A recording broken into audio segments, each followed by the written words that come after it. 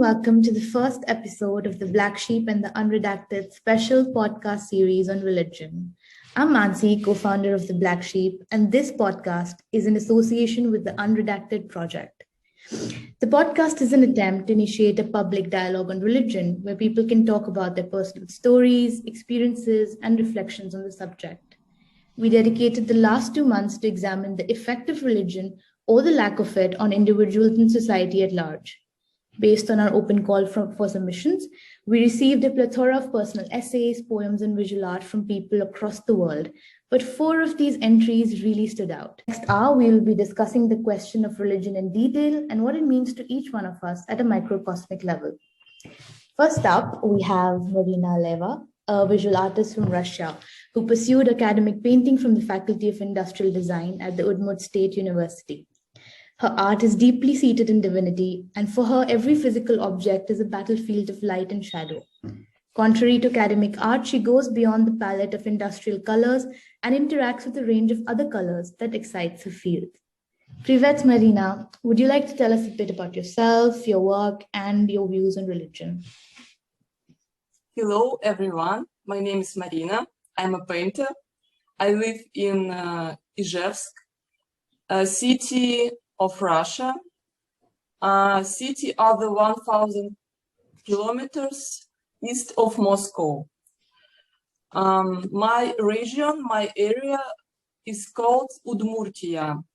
I think this is one of the most mysterious areas of Russia, because few Russians know about our culture and about our small nation. A small nation who lives here has very interesting tradition. Their exotic tradition forms my worldview.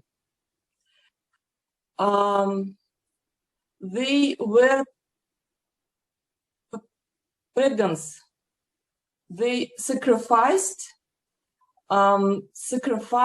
livestock for numerous gods and spirits who rule this land, our land.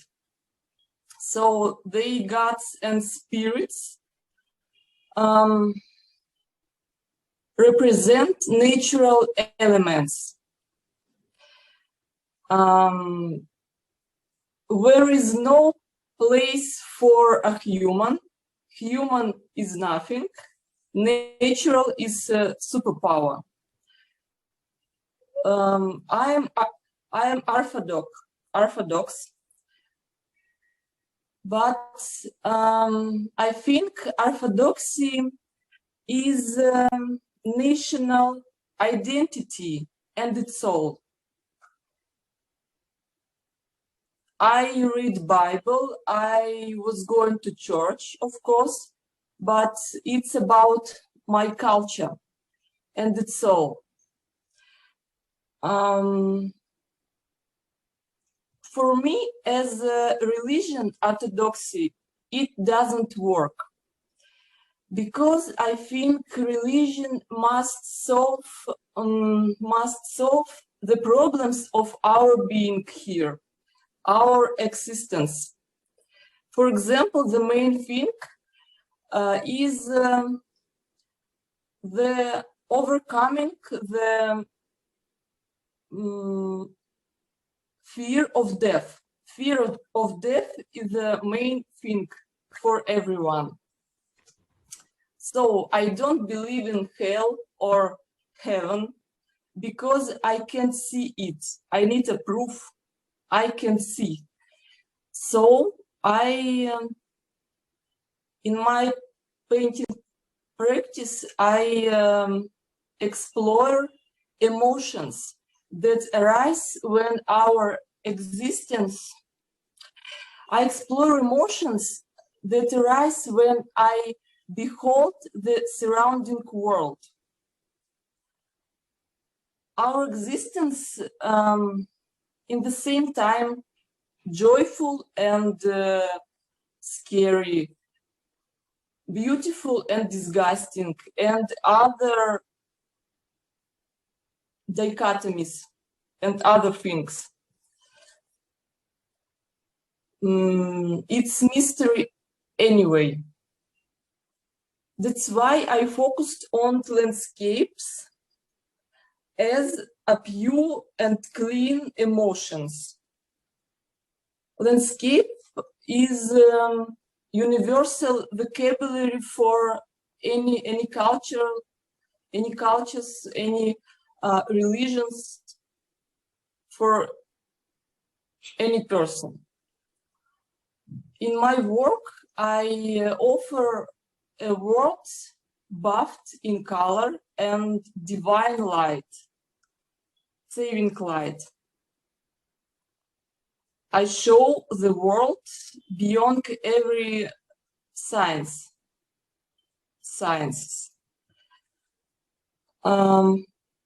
For example, my work behind me, if you can see in all my work, I used divine light. So I can say about myself, I'm not religion because I'm in the process. I want to find it. That it's all about my practice. Painting for me is a way, is a long road for searching. It's very interesting how you said that for you orthodoxy doesn't work. Why would you say that? And what kind of influence has that brought in your art, apart from the colors and the divinity and the divine light that we can see in your work? Divine light for me, it's mysterious, it's a secret. I don't know what is this. And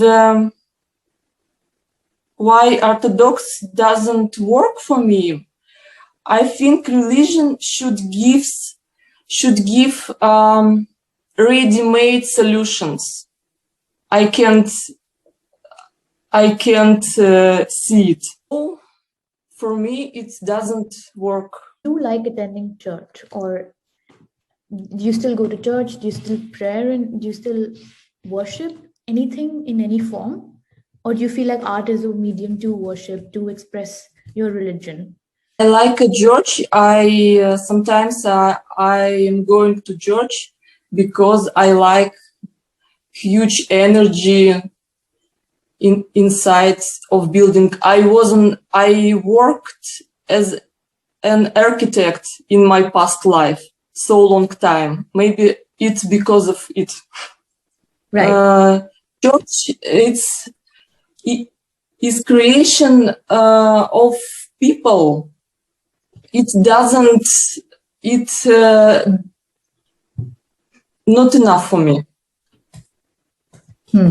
You also happen to say that religion must solve the problems of our existence. So what, according to you, are the problems that society is facing at large, and how can religion sweep in, or how can the problems be addressed if not religion? Is there any other thing that you would like to add now about yourself and what religion means to you? If you had to give like a closing word for what religion means to you and your art. Mitra Visvarasan, am I saying it correctly? Mitra Visveswaran. Viswaran, yeah. Mitra is a 23-year-old poet from Chennai, India. She's a student of psychology, lives by the sea, and likes to write about relationships, emotions, desires, and the body. In her words, she also identifies as a cat sometimes. Mitra, welcome to the podcast, and I'd like to jump straight into the poem you'd sent.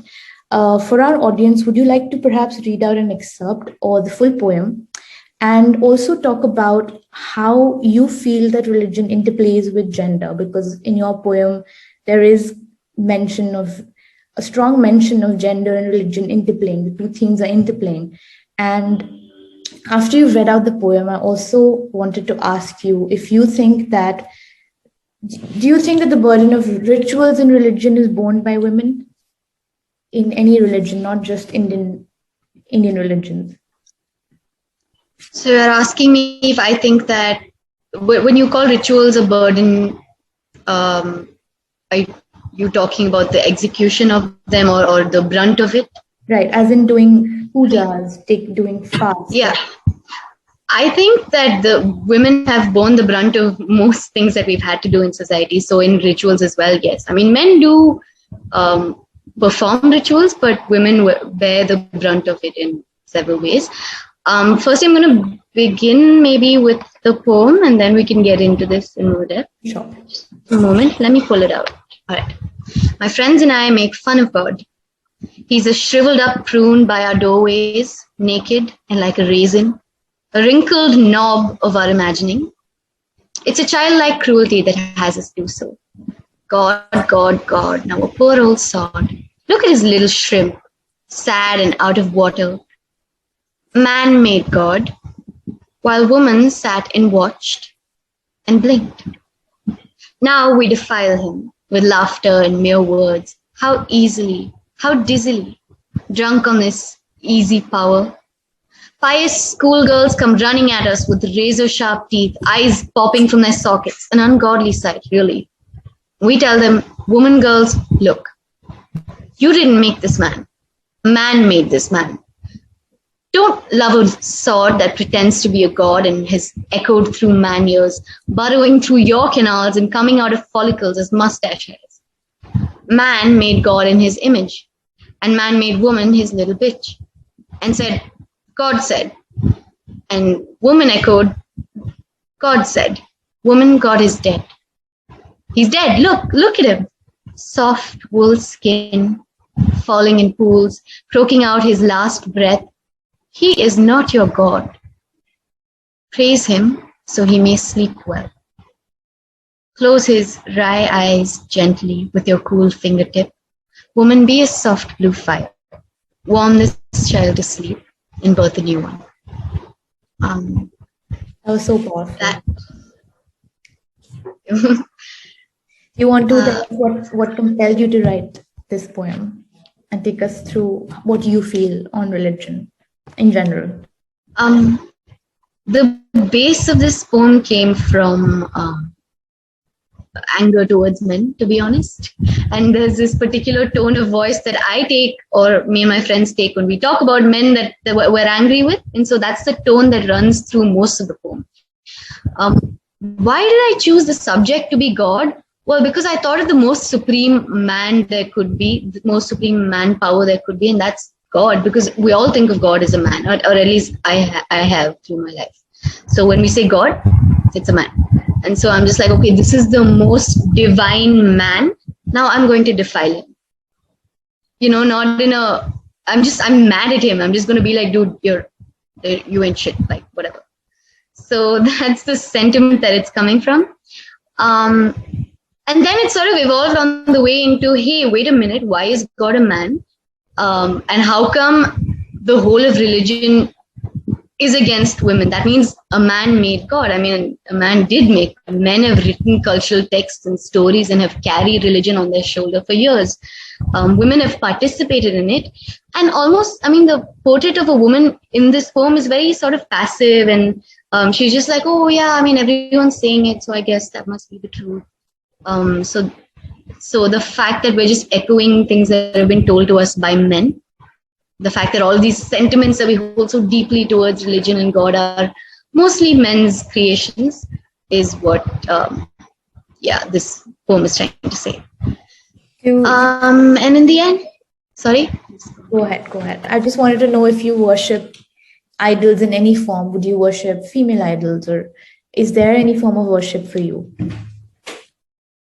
So when you say worship, I'm going to say yes, in the sense that I draw power from a lot of symbols, but they're not restricted to one religion. I'm not faithful to a religion. So then I don't think I'm religious. I just think that religion and religious symbols are great units of cultural information. They have so much. They have stories, they have meaning, and they have depth. So that's what I like about them. But yeah, to that extent, yes. And sorry, I just wanted to talk about the ending of the poem, which says that it's possible for us to birth a new one. And also the tone is a little gentler. which is me drawing into my personal idea of femininity and saying it's possible for you to draw up a new god or draw up a new source of divinity, a source of power for you, for the world that you live in. That's interesting, because if tomorrow Marina was to draw a painting and she draws a painting which has divine light, and that's what her art is all about. Also, she uses these colors away from industrial colors.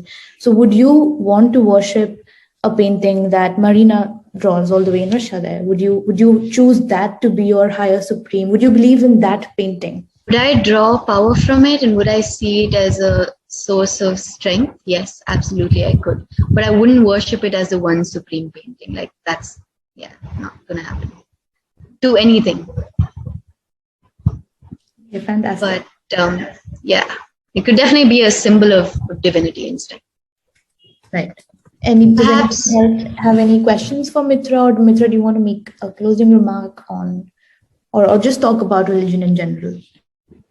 I think when we speak of divinity, I think it's we who give objects and symbols their divinity. So I think that's transient. Today I can give a painting a lot of reverence and then worship it, but I need to understand that the source of that lies inside me, and I can give that reverence to anything. So I think maybe we could split spirituality and religion here, as is done pretty commonly. That's really all I have to say. I'd love to converse if you guys have any responses. I think I completely agree with you on that as well. That I think personal faith and organized religion need to be separated completely. And while, when religion organizes itself, we've seen it manifests into very many ugly things. And I think that ascribing those ugly things to, let's say, people who have a certain personal faith that's where I would, I also like to draw the line, where I'm like, you know what, this is your idea of spirituality and this is your idea of how you, understand religion and how you understand faith. And it's not fair to ascribe, these larger sort of uglier aspects of religion. So yeah, I completely agree with you on that distinction. And all of these uglier aspects of religion and the things that we end up doing in the name of religion, they do originate from us. I mean, they are groups of individuals that go towards that kind of behavior. And I'm just wondering if you can reflect on why that is. Marina said something super interesting where she said that I would love for religion to have ready-made solutions, right? And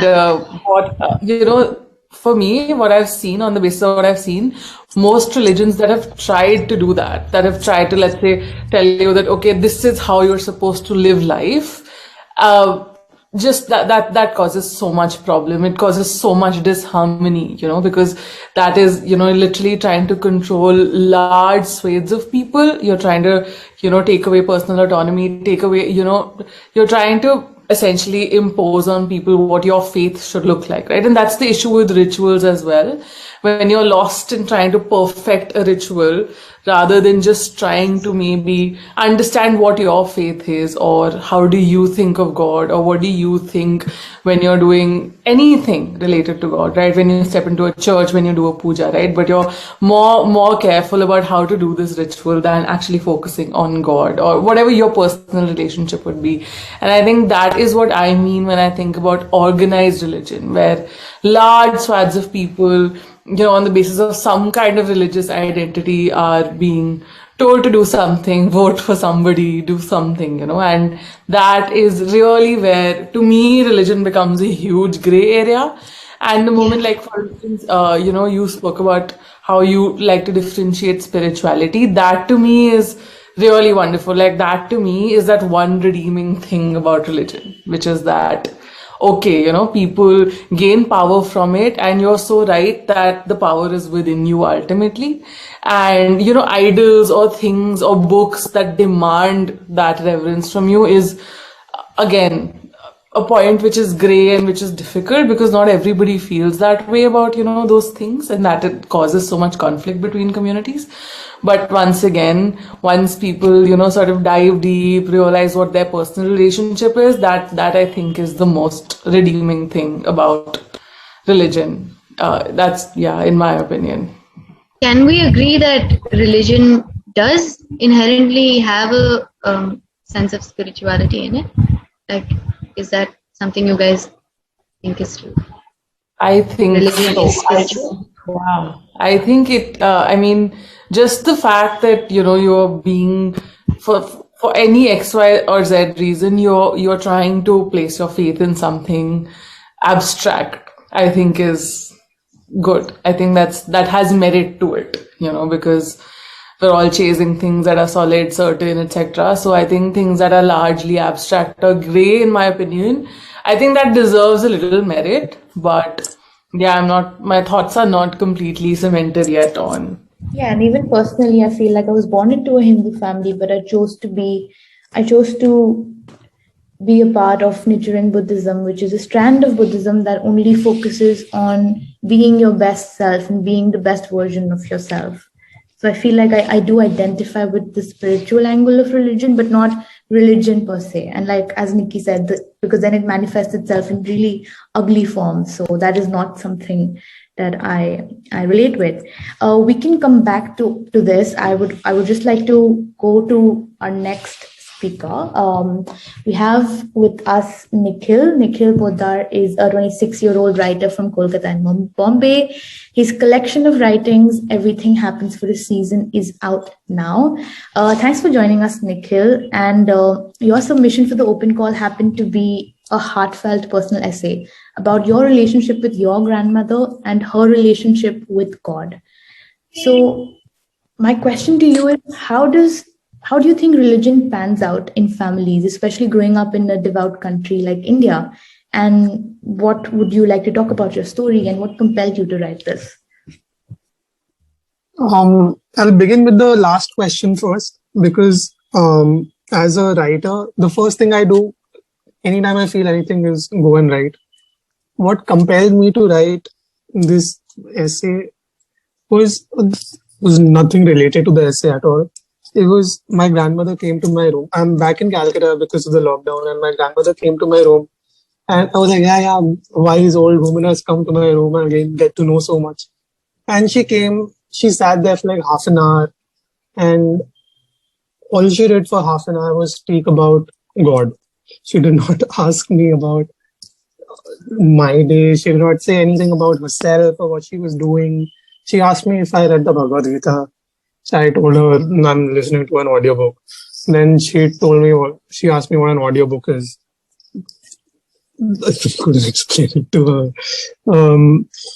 And after that entire conversation, I wrote this essay, and while I was writing it, I started thinking about how religion permeates like my entire family. Every occasion that we come together for, or more people in my family come together for, my relatives, with my family, it's mostly religious occasions. And like we do say that family is always because of blood, but there's usually people don't come together just to hang out. There's some religious reason that's going on behind, in my family at least. And when I wrote this essay, I wanted to speak specifically about my grandmother, and because I feel like she's very talented, and there could have been a lot more that she could have done if she gave up this garb of religion. But I do understand where she comes from. But I wanted to see like what our relationship could have been if there was less of religion between us. Correct me if you're wrong, but you've grown up and you've chosen to be an atheist. And so how has that experience been like, growing up in a religious family like yours? While growing up, seeing everything that was happening in a pretty normal like Hindu family things, I couldn't relate to it. I was always trying to find a reason why we worship the things we do, and who these things are that we worship. I remember like a very long time ago, one of the first few things I wrote when I ever started a blog was trying to explain why Hanuman was probably a Homo erectus, and in between the development of a monkey and a man, and then we were like, this must be a monkey man, so many years. And like then another thing I wrote was because my grandmother keeps talking about the Bhagavad Gita. As a child, I wrote about I couldn't understand why Sri Ganesh had to come down to earth and then break his tusk to write the entire Gita. Why did he just not come with a pen if he was such a mighty god? And trying to understand religion was just not happening. And if this is something that is supposed to help me understand the planet and the world, and I can't understand what it is in the first place, I couldn't relate to it. So I was like, I'm going to believe in myself. When you were growing up, were there any idols that you found that you could relate to, or for being an atheist? Not really. Like everything that I saw was just weird to me. Like I couldn't understand any idol. I didn't understand why there were so many hands on every word. Sorry? Any role models growing up that influenced you to walk on this path? Oh, definitely. While growing up, I'm not so sure. But in my teenage years, I used to read a lot of rational science fiction, like authors like Ted Chiang, who try to explain things in a different way. And just knowing that there could be a scientific way of things as well if religion wasn't there, was very interesting to me. That's when I thought that maybe this is not for me. And it's mostly authors. Right now I can think of Ted Chiang, but there's probably a lot more. And my last question to you, and I can open this up to the entire table, and then we can have a chat about whatever else we want to. But if not religion, that, in your story, you've so beautifully written about how religion is also kind of binds people, but it can also divide intergenerations, like inside generations. So if not religion, what would be a common connector for us? What would unite people if there was no religion? And we all can kind of take a shot at this. Many things unite us. It's the divinity that we give them that sort of keeps us faithful to. Like, for example, countries and nationalism, that's a separate category from religion, but sometimes it's organized because of religion. So actually, that's an interesting thing. Do you think religion is a supreme, dividing factor, because it's divine, literally? Or do you think there are other categories that are as strong? I would say gender is, actually, because it has its holes in your biology. So maybe gender, but yeah, religion isn't above gender. So I think gender might be above religion. Or as a common connector, what can be this thing connecting us if not religion? Maybe music, maybe art, maybe drugs. How else can we identify with each other if there wasn't any religion in the first place?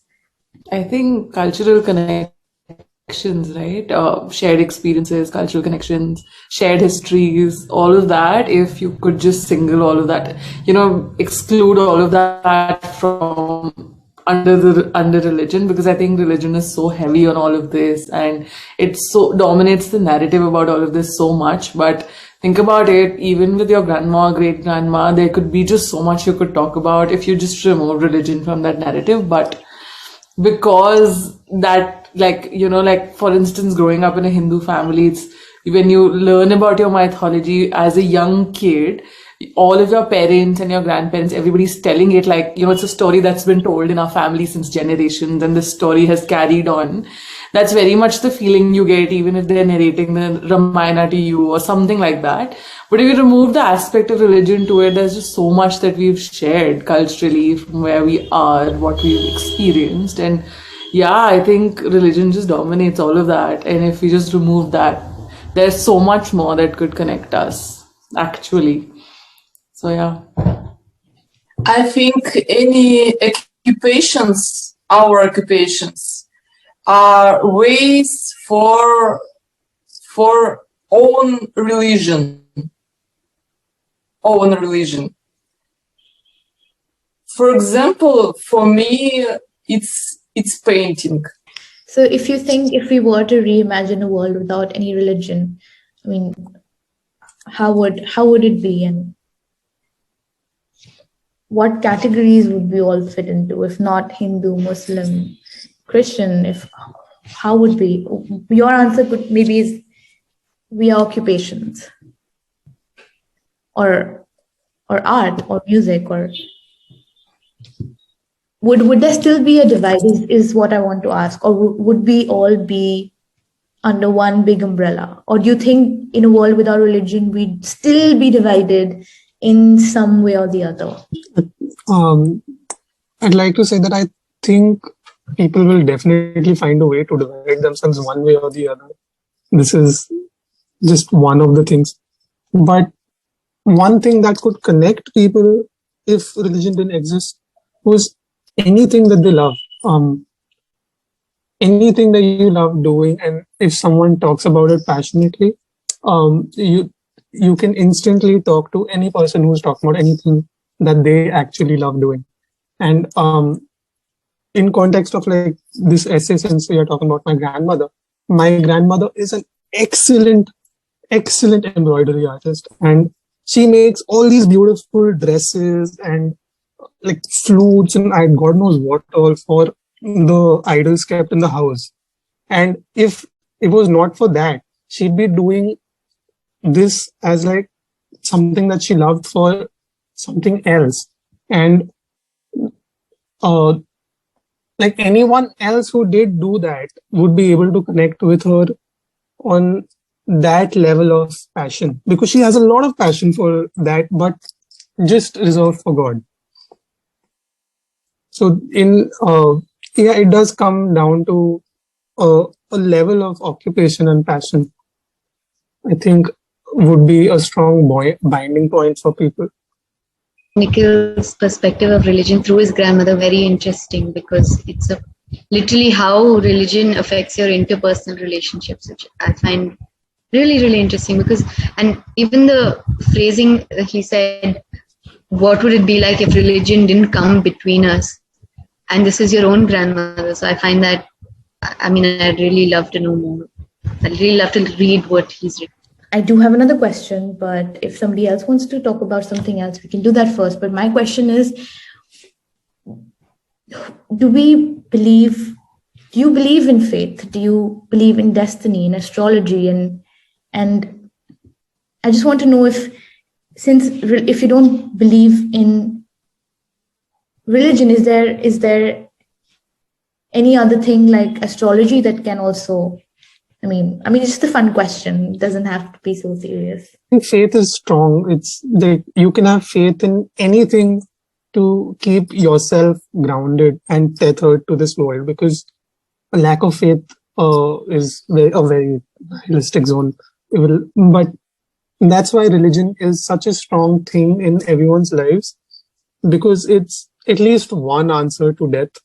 Like, okay, I don't know what's going to happen now. At least God has the answer. But if that faith is channeled to something else, that something else can become just as powerful. And that depends on every other person, what they decide to have faith in, and whatever helps them be tethered to this earth. It may or may not be religion.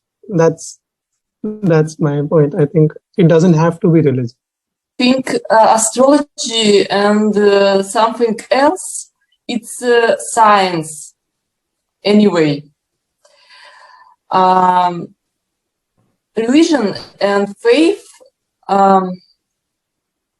there is no logic. No logic. This is absolutely believe in something. Astrology and something else, it's just a tool for us, for understanding of the world. Faith, for me, is saving thing for surviving. I think what Marina said super interesting.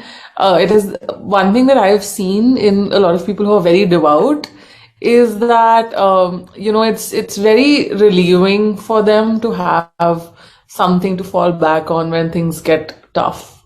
It's like leave it up to God, leave it up to somebody who's gonna take care of it. And that undying faith, I've seen it gives people a lot of relief. And I'm pretty much in the periphery of being an agnostic, which is that like I don't really deny the existence of God, but I don't really believe in it either. And when I see that in other people, I get a bit jealous also sometimes, because I'm like, wow, like you do have, that faith in some things, an entity, and you're able to just like give it up to them and be like, okay, now they're going to handle it for me from here on. And the responsibility is not on you to fix things or like when things get tough, feel everything. So I think that aspect of it for me is super interesting. It always has been, where people are just, they're so devout and they believe in something so much, and, it brings them so much like relief and all of that. But otherwise I wouldn't know the answer to your question. Really interesting that even if people aren't religious, they're always faithful to something, or they have faith in something.